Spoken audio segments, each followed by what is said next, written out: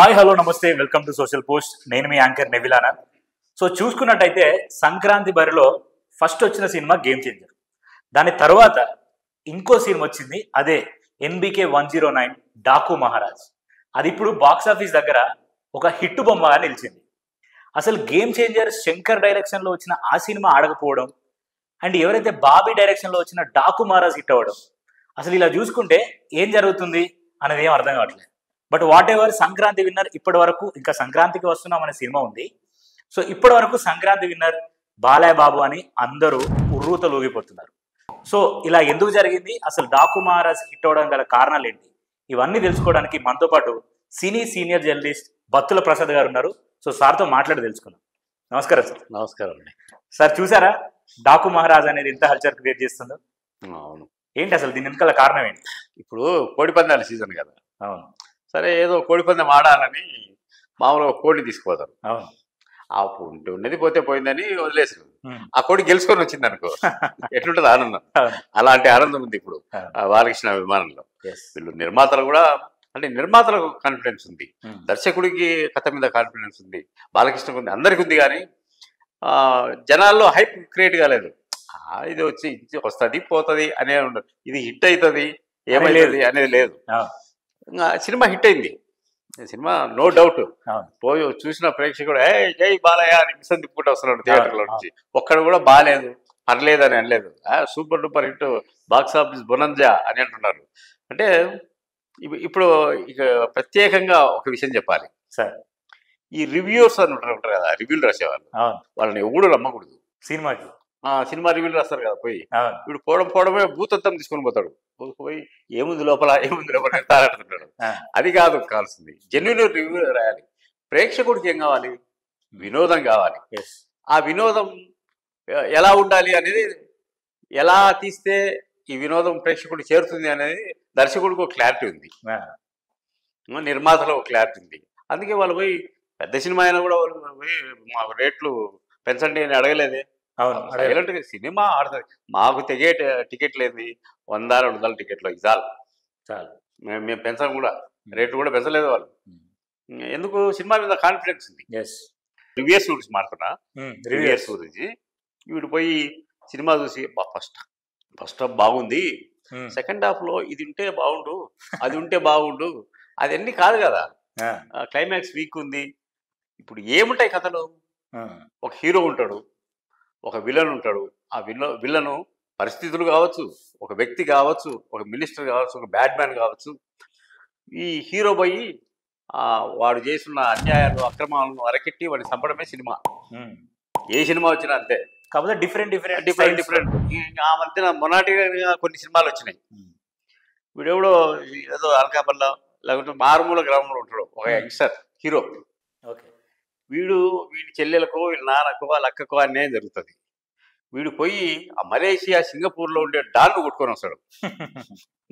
ఎంత బుల్షిట్. ఆ సినిమాలు కూడా ఆడినాయి. సినిమా ముఖ్య ఉద్దేశం ఏంది? ప్రేక్షకుడిని రంజింపజేయడము. అది రంజింపజేసిందా లేదా? ఈ సినిమా మేకింగ్ విషయానికి వస్తే, ప్రేక్షకుడు హీరోను ఎలాగైతే చూడాలనుకున్నాడో అలా ప్రతి సీన్లో బాలయ్య మాస్ ఉగ్రరూపం కానీ, మాస్ కానీ, అబ్బా నేనే ఆ హీరో ఉంటే అనే ఫీలింగ్ ప్రేక్షకుల్లో కలిగే విధంగా దర్శకుడు తీర్చిదిద్దాడు సినిమా ప్రతి సీను. ఇంకొక విషయం చెప్పుకోవాల్సిందంటే, కొన్ని సెంటిమెంట్స్ ఉంటాయి సినిమాలో. ఇప్పుడు మదర్ సెంటిమెంట్ ఉందనుకో, ఈ సృష్టి ఉన్నంత వరకు ఉంటుంది మదర్ సెంటిమెంట్. ఇట్లా కొన్ని సెంటిమెంట్, అన్నీ చిన్న పాప సెంటిమెంట్. దీంట్లో చిన్న పాపతోనే సినిమా స్టార్ట్ అవుతుంది. ఆమెను ఎవరో విలన్స్ కిడ్నాప్ చేసి సంపాలని చూడడము, ఈయన జైల్లోంచి తప్పించుకొని రావడము, అవన్నీ అద్భుతంగా రక్తి కట్టినాయి. మళ్ళీ సెకండ్ హాఫ్లో సేమ్ చెమ్మల్లోకి వెళ్ళినప్పుడు అక్కడ కూడా ఒక పాప, ఈ పాప సెంటిమెంట్ అనేది, పాప ఇబ్బందులు ఎదుర్కోవడము, హీరో వచ్చి రక్షించడము అనేది జనాలకు బాగా ఎక్కింది. ఇదే కాదు, పాటలు కానీ, బ్యాక్గ్రౌండ్ స్కోర్ కానీ అన్నీ కలిసాయి. ఇప్పుడు ఒక మంచి ఆహారాన్ని వండేటప్పుడు ఇంగ్రీడియంట్స్ ఏమేమి వేస్తారు అవన్నీ కరెక్ట్గా వేసాడు, కరెక్ట్గా పాకం కుదిరింది. ఎవడైతే వాడున్నాడో ఎంజాయ్ చేశాడు, తినేటోడు చూసేటోడు. సో ఇప్పుడు అంటే కథ పరంగా చూసుకుంటే మాత్రం చాలా రెగ్యులర్ ఫార్మాట్లో ఉన్న స్టోరీ అని అంట సార్. బట్ మీరు అన్నట్టు ఏదైతే ఎంటర్టైన్మెంట్ ఆడియన్స్ కావాలో ఆ ఎంటర్టైన్మెంట్ ఇచ్చింది తప్ప అవును. స్టోరీ పెద్ద కొత్తదనం లేదు. అది స్టోరీ కొత్తదనం లేకపోయినా కూడా ఎందుకు హిట్ అయింది? అదే గేమ్ చేంజర్ విషయానికి వస్తే స్టోరీలో కొంచెం కొత్తదనం ఉన్నా ఎందుకు హిట్ కాలేకపోయింది అంటారు? దానికి దీనికి పోలిక లేదు. అది మొనాటిని. ఇప్పుడు లంచగొండితనం, అవినీతి ఇవన్నీ రూపుమాపాలి అనేది ఎంతో కాదు. అవన్నీ సాధ్యం కాదు. ఇప్పుడు ఆ నిర్మాతనే లంచగొండితనం చేశాడు. పోయి ఎక్కడికి సీఎం దగ్గర పోయి రేట్లు పెంచమని. లంచమే కదా అది. దిల్ రాజా అట్లా పోల్చుకుంటే అట్టటి పోలిక ఏం లేదు. ఈ కథ పాతదైనా కూడా నువ్వు బాలకృష్ణ సినిమా ఏదైనా చూడు, ఈయన ఎక్కడో చాలా బిజీగా ఉంటాడు. ఒక మారుమూల పల్లెలో ఏదో అన్యాయం జరుగుతుంది, వాళ్ళకి అవసరం వస్తుంది, వాళ్ళు పిలుస్తారు, ఈయన వచ్చి వాళ్ళని సాగు కొట్టి అందరిని చంపేసి జై అయిపోతాడు. అందరూ జై బాలయ్య అంటాడు అందరూ. ఈ కథలన్నీ ఆయన అంతే. లాస్ట్ కథలు తీసుకోము, ఏ కథ తీసుకో అన్నీ ఆయన్ని ఎదిరించడము బాలకృష్ణ చేసే పని. అది ప్రేక్షకులకు బాగా నచ్చుతూ ఉంది.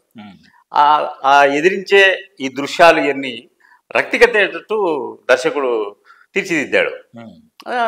దానికి సంగీతం ఒక మంచి దృశ్యం ఉండేదనుకో, ఆ దృశ్యానికి మ్యూజిక్ డైరెక్టర్ కూడా వాడు ఫీల్ అవుతాడు, దీనికి ఈ బీజింగ్లు వేస్తే బాగుంటుంది అనేది ఉంటుంది. ఆయన్ని కుదురుతాయి. నీకు విషయమే లేకుంటే ఎవరు చేయలేరు. ఏ ఏ ఏ ఏ దృశ్యాలు అయితే ప్రేక్షకులు ఇష్టపడతారో, బాలయ్య ఫ్యాన్స్ కానీ మామూలుగా సినీ అభిమానులు ఏమైతే ఇష్టపడతారో, ప్రేక్షకుడికి ఏం కావాలి? ఎంటర్టైన్మెంట్ కావాలి. ఆ 2 గంటల్లో 3 గంటల్లో కూర్చొని వీడు ఈ లోకాన్ని, వీడి బాధలు కష్టాలన్నీ మర్చిపోయి ఆ సినిమాలో లీనమై ఎంజాయ్ చేసేస్తాడు. ఆ ఎంజాయ్మెంట్ ఈ సినిమాలో ఉంది. సో అందుకే హిట్ అయింది అంటారు. అందుకే హిట్ అయింది అది. హీరోయిన్ కూడా ఇప్పుడు ఒక వివాదమైంది. బాలయ్య హీరోయిన్ దబిడి దిబిడి పాట, అయినా కూడా దాని మీద ఎవడు మాట్లాడటం లేదు. సినిమా చూసినాక మాట్లాడట్లేదు. ఆమె ప్రత్యేకమైన డాన్సర్ కాదు. ఆమె పాట కోసం తెచ్చిన డాన్సర్ కాదు. ఆమె కూడా one of the heroine Urvashi. 3 హీరోయిన్లు ఉన్నారు. ఆ 3 హీరోయిన్లు. ఆమె కూడా కథలో ఆమె కూడా ఒక పాత్రధారి. దాంతో ఏదో జస్టిఫికేషన్ అయినట్టే కదా. పోయినోడు ఎవ్వడు దాని గురించి కామెంట్ చేయలేదు. ఎంజాయ్ చేసేస్తున్నారు. ఎంజాయ్ చేస్తున్నారంటే సక్సెస్ ఫార్ములా కదా అది. సక్సెస్ ఫార్మేటే కదా అది. కాబట్టి ఈ సినిమాకు వీళ్ళు చెప్పేటివన్నీ దాంట్లో అది లేదు, క్లైమాక్స్ వీక్ ఉంది, సరిగ్గా గుర్రం ఉరికి లేదు, ఎన్ని బుల్షిట్ అవన్నీ ఏముండవు సినిమాకు. గుర్రం ఉరికి లేదు. అల్టిమేట్ ఏంది? వచ్చిన ప్రేక్షకుడు ఆనందపడిందా లేదా? పబ్లిక్ టాక్ తీసుకో. థియేటర్ నుంచి వచ్చేటోడు ఒక్కడు కూడా ముఖం పెట్టుకొని లేడు. అందరు ముఖాలు వెలిగిపోతున్నాయి. అసలు ఎంత ఆనందంగా మారుతున్నారంటే అంటే ఊహించని విజయం వాళ్ళకి. ప్రేక్షకులు కూడా ఊహించుంటారు ఇంత బాగుంటుంది సినిమా అని. ఊహించంది జరిగినప్పుడు ఇంకెంత ఆనందం ఉంటుంది. అంతలావు సినిమా 500 కోట్ల సినిమానే ఎవడు చూడలేదు. మరి ఈ సినిమాను అందరూ చూస్తున్నారంటే మరి ఊహించని విజయం కదా. ప్రేక్షకులు కూడా చాలా ఆనందపడ్డారు.